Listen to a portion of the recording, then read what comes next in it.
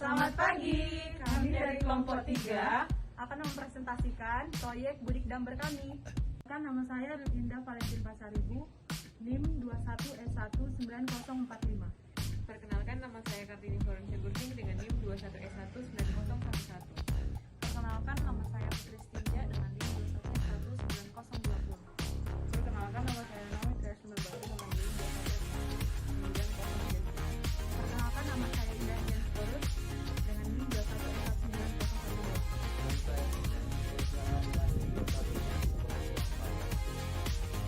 Latar belakang, hampir setiap hari manusia mengkonsumsi ikan sebagai salah satu sumber protein hewani. Menurut Menteri Kelautan dan Perikanan Sakti Wahyu Trenggono, angka konsumsi ikan nasional tahun 2020 naik 3,47% menjadi 56,39 kg per kapita. Adapun sumber pemenuhan kebutuhan perikanan berasal dari laut, sungai, danau, keramba atau tambak ikan, dan lain sebagainya.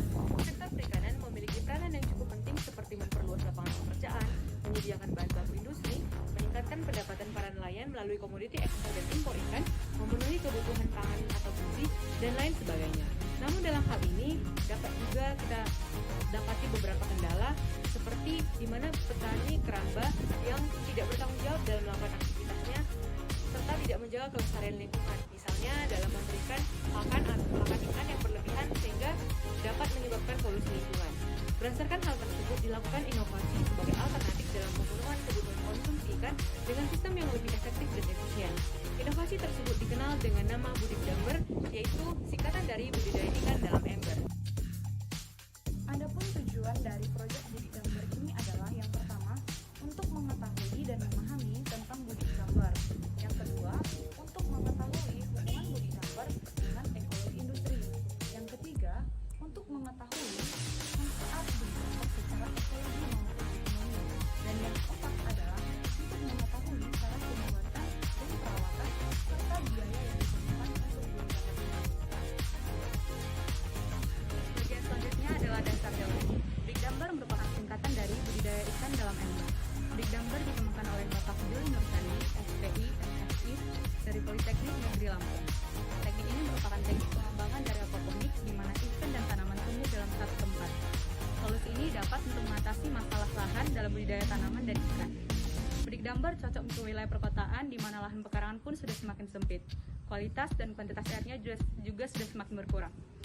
Budik damber bisa diterapkan untuk mengatasi solusi pangan masa depan. Budidaya ikan dalam ember ini berpeluang meningkatkan kebutuhan akan protein hewani dan sayuran, serta memudahkan masyarakat mendapatkan ikan dan sayur di lingkungan tempat tinggal. Cara ini sangat baik dikembangkan di perumahan, perkotaan, apartemen, kontrakan, dan tempat-tempat pengungsian karena bencana atau daerah perkotaan yang sempit.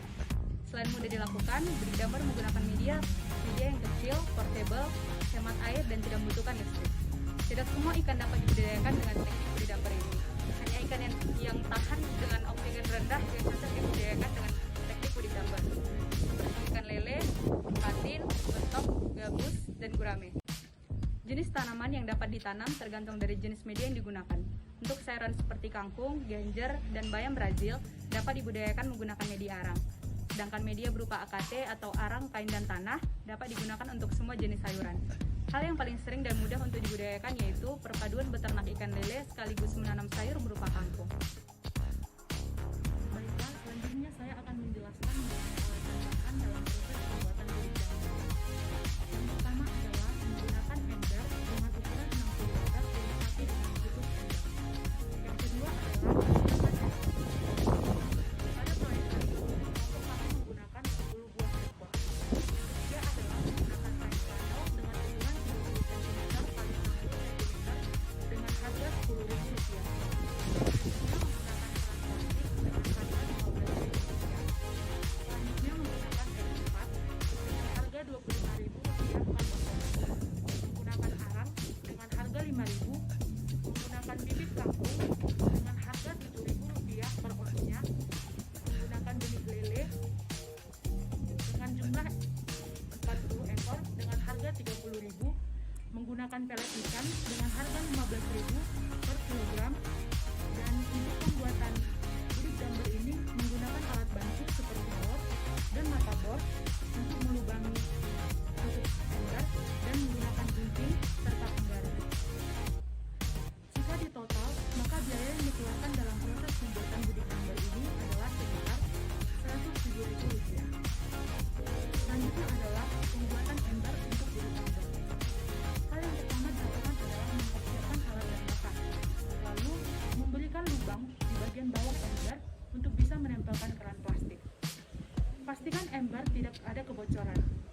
Selanjutnya, endapkan air terlebih dahulu di wadah agar air lebih bersih. Setelah diendapkan, pindahkan air tersebut ke dalam ember yang akan digunakan. Lalu tambahkan M4 sebanyak satu tutup botol ke dalam ember tersebut. M4 digunakan untuk meningkatkan kualitas air. Selanjutnya adalah sebelum memasukkan benih ikan ke dalam air, lakukan adaptasi terlebih dahulu. Setelah beberapa menit, masukkan benih ikan ke dalam ember. Selanjutnya tutup ember, dilubangi dengan menggunakan bor sesuai dengan jumlah methode yang digunakan. Sebelum melubangi, ada baiknya memberikan pola untuk mengukur jarak antar lubang agar terlihat lebih rapi. Beri juga lubang yang cukup besar di tengah-tengah tutup ember untuk tempat memberikan pakan ikan dan tempat pengamatan pertumbuhan ikan. Lalu, gunting kain flanel dan sesuaikan panjang kain hingga menyentuh permukaan air. Masukkan kain flanel ke dalam net pot sehingga kain flanel dapat menjuntai ke bawah dan menyentuh permukaan air. Jika bibit kangkung sudah memiliki akar, maka pindahkan bibit kangkung ke dalam net pot. Berikan arang secukupnya dan pastikan kangkung dapat berdiri tegak di antara arang tersebut. Lalu masukkan net pot berisi kangkung ke dalam lubang yang telah disediakan. Lakukan pengamatan terhadap pertumbuhan lele dan kangkung dan berikan perawatan dengan memberi makan ikan lele secara rutin dan mengganti air minimal 1 kali per minggu. Selanjutnya saya akan menjelaskan proses pembuatan bibit kangkung, yaitu yang pertama melakukan pembibitan kangkung. Pembibitan kangkung dilakukan di wadah yang terpisah dengan mengisi tanah ke dalam wadah tersebut, lalu membersihkan rerumputan dan batu-batuan yang ada di wadah tersebut, dan memberikan lubang serta memasukkan atau menabur benih ke dalam lubang tersebut dan menutupnya dengan tanah, lalu menyiramnya dengan air. Selama 3 hari ditambah akan mulai muncul. Setelah bibit kangkung mulai muncul, letakkan di tempat atau wilayah yang dapat dijangkau oleh sinar matahari. Lalu lakukan penyiraman ke dalam. Berikutnya adalah hubungan ekologi dengan mudik tambar. Adapun hubungan dari ekologi dengan mudik tambar dapat kita lihat dari interaksi makhluk hidup dengan lingkungan sekitar, seperti pada mudik tambar, yaitu interaksi antara ikan lele dengan kangkung. Ada simbiosis mutualisme di antara kedua organisme, di mana kangkung berperan untuk penghasil oksigen yang berguna untuk proses respirasi ikan lele. Ikan lele menghasilkan CO2 yang berguna untuk kebutuhan fotosintesis tanaman kangkung. Kotoran dihasilkan ikan lele dan sisa pakan ikan lele akan menjadi sumber nutrisi bagi tumbuhan kangkung yang diserap melalui akar tanaman ikan kangkung. Aquaponik yaitu kombinasi aquakultur dan hidroponik untuk melihara ikan dan tanaman dalam satu sistem yang terhubung. Aquakultur merupakan budidaya ikan, sedangkan hidroponik dapat diartikan memberdayakan air. Limbah yang dihasilkan oleh ikan digunakan sebagai pupuk tanaman. Interaksi antara ikan dan tanaman menghasilkan lingkungan yang ideal untuk tumbuh sehingga lebih produktif dari metode tradisional. Pada sistem aquaponik, aliran air kain dari media pemeliharaan ikan akan digunakan ke tanaman tersebut. Hal ini baik bagi ikan karena akar Rhizobacter mengandung nutrisi air. Nutrisi yang berasal dari feces ikan, urin maupun sisa pakan ikan adalah kontaminan yang menyebabkan meningkatnya kandungan racun pada pemeliharaan. Tetapi air limbah juga menyediakan pupuk cair untuk menyuburkan tanaman serta secara hidroponik. Sebaliknya, media hidroponik berfungsi sebagai biofilter yang akan menyerap amonia, nitrat, dan fosfor sehingga air yang sudah bersih dapat dialirkan kembali ke media. Amonia pada program budidaya berasal dari sistem metabolisme ikan yang larut dalam air serta sisa-sisa dari pakan ikan yang termakan dan mengendap di dasar kolam budidaya. Adapun yang menyebabkan konsentrasi amonia meningkat itu membesarkan makanan yang ditermakan dengan kadar oksigen terlarut pada kolam mengakibatkan pertumbuhan ikan menjadi lambat. Sistem aquaponik mereduksi amonia dengan menyerap air buangan budidaya atau air limbah dengan menggunakan akar tanaman, sehingga amonia yang terserap mengalami proses oksidasi dengan bantuan oksigen dan bakteria serta prosesnya dipercepat dengan adanya sinar matahari. Amonia dibuang menjadi nitrat. Penyerapan amonia berbeda-beda dari setiap tanaman, sehingga pada penelitian ini menggunakan tanaman kangkung yang efektif menyerap kelebihan unsur hara dalam air.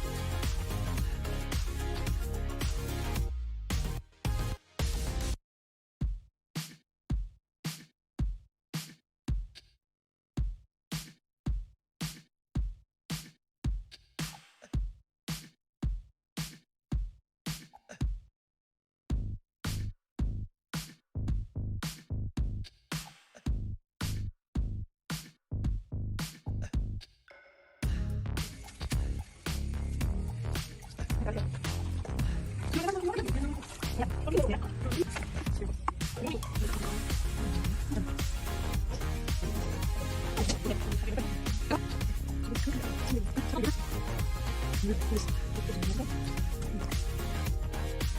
budidaya lele dengan cara tak bakalan luas karena breakdumber lele memungkinkan Anda untuk menyiasati hal tersebut, khususnya bagi Anda yang tinggal di perkotaan dan daerah-daerah padat penduduk.